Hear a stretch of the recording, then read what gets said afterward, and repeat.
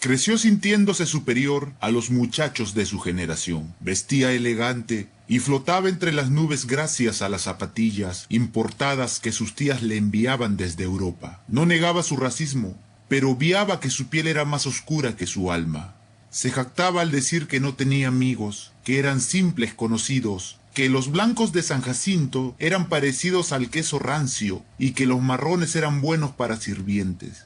Y es que así era ella, Yasmín, una chiquilla con aires de condesa, tan equivocada, tan diferente a su padre y sus hermanas. Fue un martes por la tarde, en el momento que la oscuridad vence a la luz, mientras pasaba por el mercado del pueblo, tapándose la nariz con su pañuelo bañado en perfume, para evitar que el mal olor de la muchedumbre se atreviera a tocarla. Aunque notó que el humilde naturista había colocado en las veredas sus hierbas y casi toda su mercancía, a Yasmín no le importó ver los productos cerca de sus finas zapatillas europeas. Ella estaba convencida de que la acera le pertenecía, pues en su desequilibrada manera de pensar, el impuesto municipal que nunca pagaba su papá le daba derecho a exigir que ningún necesitado intentara ganarse la vida como ambulante. Por eso no se inmutó al pisar y destruir el adorno de arcilla que el naturista dejó olvidado en el piso. «Señorita», le dijo muy asustado el naturista a la adolescente al ver su adorno hecho pedazos. «¿Acaso yo tengo la culpa? Este no es un lugar para vender», le respondió de manera arrogante Yasmín. «Pero yo pedí permiso y sé que se trató de un accidente», le dijo el naturista con voz entrecortada, mientras recogía los trozos del adorno de arcilla. «Entonces, ¿para qué me detiene? No dice que fue un accidente. Mejor regrese al campo a trabajar y no moleste», volvió a responder Yasmín, pero alzando la voz. La gente empezó a juntarse en esa pequeña parte de la vereda. Entre ellos se preguntaban a qué familia pertenecía la adolescente que irrespetuosamente reñía al naturista. A Yasmín le interesó poco lo que pensaran de ella, y antes de marcharse dijo: «Chismosos de quinta, tenían que ser pueblerinos», ganándose el repudio absoluto, logrando que la mayoría se pusiera de parte de la humilde persona que usaba yanquis en vez de zapatillas traídas desde Europa. Entre la avenida 28 de Julio y la avenida Iquitos, antes de bajar hacia Barrio Nuevo, Yasmín empezó a sentir que alguien la seguía, pero no le importó detenerse, hasta que sintió que le tocaban el hombro. «¿Qué le pasa, Defecio?», preguntó Yasmín con una mirada despectiva al naturista que se atrevió a tocarla. «Señorita, solo debe pedir disculpas y nada habrá pasado», le dijo con una actitud desesperada el naturista. «¿Disculpas? ¿Me tocas el hombro y quieres que te pida disculpas? Agradece, serrano de porquería, que no empiezo a gritar para que te lleven a la comisaría», le respondió la adolescente. «El adorno que destruyó era un amuleto. Solo pide unas disculpas sinceras y no habrá nada que lamentar, por favor», le confesó el naturista, casi al borde del llanto. Lo primero que hizo Yasmín fue escupir directamente a la cobriza cara del humilde caballero. No le importó si la vieron o no. Creyó que tenía el derecho de humillar a quien no estaba en su posición. El naturista solo se limpió, no le volvió a insistir y se alejó perturbado por la actitud del adolescente. «Quizás se lo merezca», fue lo último que susurró el hombre y que Yasmín no logró escuchar. La adolescente llegó a su casa orgullosa de lo que había hecho. Maltratar a las personas era su mejor pasatiempo. Sus hermanas intentaron jugar con ella, pero Yasmín las rechazó, ya que de un momento a otro se empezó a sentir mal. «Iré a mi habitación, no vayan a salir, ¿entendieron? Papá no tarda en llegar, a las 8 saldrá de trabajar», les comentó a las pequeñas gemelas mientras caminaba a su cuarto. Ni un minuto más, ni un minuto menos. Eran las 3 de la mañana cuando despertó al sentir que se estaba ahogando. Trató de gritar el nombre de su padre para pedir ayuda, pero no pudo, pues sintió que un bicho se encontraba anidando en su garganta. Por tratar de levantarse, cayó aparatosamente sobre el piso de su cuarto. Su rostro totalmente morado y sus ojos rojos eran el preámbulo que una muerte por ahogamiento deja como huella de su presencia. Pero Yasmín no estaba dispuesta a morir de una manera absurda, así que metió su suave mano por su garganta para coger el bicho o provocarse las suficientes arcadas que le permitieran vomitarlo. Sucedió lo segundo que imaginó. Empezó arrojando barro negro, asqueroso y maloliente, para después quedar asqueada con su propio cuerpo, al sentir cómo muchas cucarachas empezaban a salir de su boca. Escupió y gritó casi a la vez, llamando con todas sus fuerzas a su padre, quien apareció casi al instante. «¿Qué te pasa, hija?», escuchó Yasmín al abrirse la puerta de su habitación. La adolescente no respondió, solo intentaba con sus 2 manos alejar de su cara a las cucarachas que no dejaban de salir de su boca, antes de caer desmayada por tanta perturbación. Despertó cuando el sol reinaba, empezó a tocarse su rostro, a mirar si se encontraba en su habitación, y bajó rápido de su 2.º piso. Encontró a su padre sentado en la sala, mirando la televisión, y aprovechó en preguntarle qué pasó después de que ella se desmayó. «No te desmayaste, solo tuviste una pesadilla», le respondió su progenitor, logrando que el miedo se alejara de Yasmín y la soberbia regresara a su cuerpo. Su padre trató de hablar con ella sobre la conducta que tuvo en el mercado, pero la adolescente, antes de volver a su habitación y prepararse una relajante ducha, le respondió que en un pueblo lleno de gente chismosa, no todo lo que se dice es verdad, y que empezara a creer más en ella.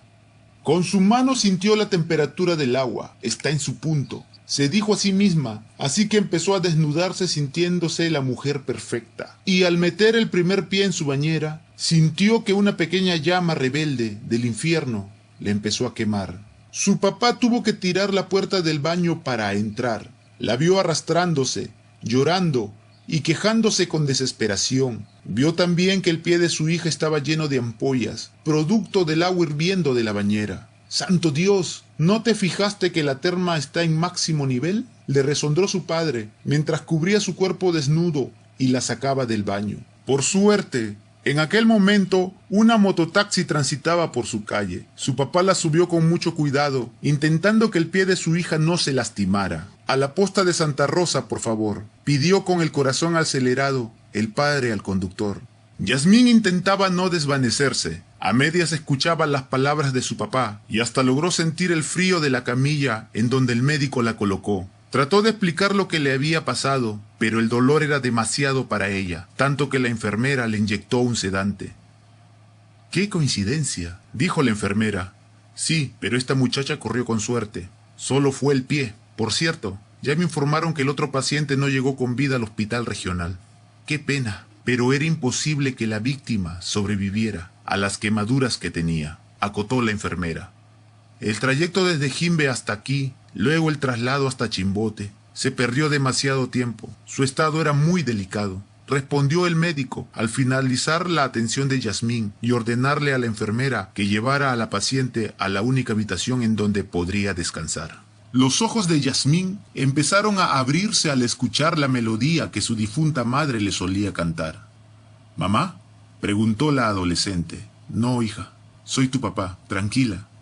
«¿En dónde estamos, papá?», preguntó Yasmín, mientras se ponía a llorar al percatarse de que una horrible cicatriz le iba a quedar en el pie. «Hoy nos quedaremos en la posta. Mañana el médico de turno te revisará. Tranquila, hija, descansa», le respondió con una voz apacible su padre, sin dejar de acariciarle el cabello. Yasmín cayó en un profundo sueño y solo se despertó al escuchar de nuevo el susurro de la melodía. «¿Mamá?», preguntó sin abrir sus ojos, otra vez. «No», escuchó casi al instante. Creyendo que se trataba de la enfermera, abrió sus ojos para exigir otra manta para abrigarse, pero grande fue su sorpresa al ver junto a ella a una extraña anciana sentada cerca de su cama.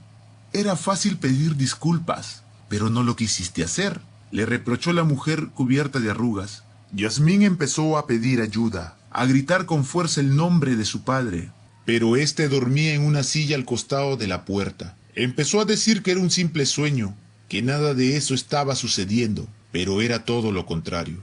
«No es un sueño, solo he venido por usted para irnos juntos al infierno», escuchó Yasmín muy asustada. Su delicado rostro cambió al reconocer la voz y sentir un olor fétido, un olor a carne quemada. No quiso voltear a mirar a su derecha. Sin embargo, no soportó sentirse intimidada por una voz inferior a la de ella. «No, serrano inmundo, no, no puedes ser tú», empezó a balbucear la adolescente al ver la cara quemada del naturista y no poder mover su cuerpo para salir despavorida de la habitación. Su prepotencia y orgullo nos maldijo. La anciana quería solo una disculpa y nada de esto nos hubiera pasado. He perdido a mi familia, y mi alma ha sido condenada. Tuve que pagar mi descuido, y ahora usted también tendrá que pagar, señorita, le confesó el naturista a Yasmín. La anciana sonreía al ver llorar al adolescente. Burlonamente le acariciaba el rostro y le pedía que se tranquilizara, que solo dolería un poco y luego se marcharían. Discúlpenme, discúlpenme, discúlpenme. Ya lo dije, ahora lárguense, váyanse y déjenme sola, gritó Yasmín, sin dejar de llorar, sin dejar de mirar a su padre que seguía durmiendo, plácidamente, sin notar el tormentoso momento que ella pasaba. No, ya es muy tarde para pedir disculpas. El único que podría creer eso es Dios, pero yo no. Lástima, tu soberbia te robó. Naturista, es hora de irnos. Ayúdala a levantarse. La condena eterna los espera, le respondió la anciana a la adolescente con una voz llena de desprecio. Tal y como se le ordenó, el naturista tomó con su mano calcinada y llena de pus el pie herido de Yasmín. La adolescente empezó a gritar, a tratar de escapar, pero todo esfuerzo fue en vano. Su agonía empeoró cuando algunas llamas empezaron a brotar de su pie. Miró con pánico que crecían y avanzaban por todo su cuerpo. Poco a poco, el fuego fue consumiendo su bella cara, sus delicadas manos, su cabello brilloso y su lengua cruel. Esto es poco. En el infierno nos espera algo peor, acotó el naturista.